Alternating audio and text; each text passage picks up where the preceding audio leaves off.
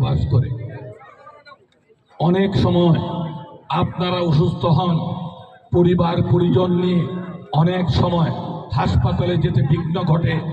আপনাদের জন্য একটি অ্যাম্বুলেন্স সেবা যেন আমি সংসদ সদস্য নির্বাচিত হলে নেত্রকোনাবাসীর জন্য যাতে অসুস্থ অবস্থায় পাশে পায় সেই দাবি জানিয়েছে। ইনশাআল্লাহ ইনশাআল্লাহ আল্লাহ চাহে তো আমি সংসদ সদস্য যদি কবুল করেন আল্লাহ তাআলা, এই নেত্রকোনাবাসীর জন্য একটি অ্যাম্বুলেন্সের ব্যবস্থা আমি করব। ভাইয়েরা, আপনারা আবারও কথা দেন, নির্বাচনের অন্তত 1-2 দিন পূর্বে আপনারা নিজ নিজ এলাকায় আপনারা আসবেন ধানের শীষ ভোট দেওয়ার জন্য।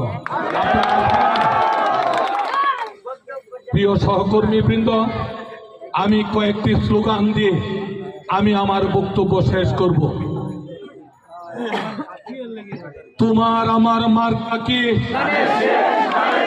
খালেদা জিয়ার মার্কা কি?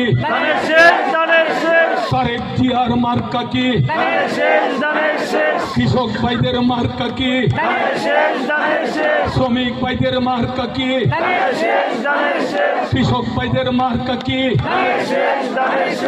মা বোনদের মার্কা কি? ভোট দিব কিসে?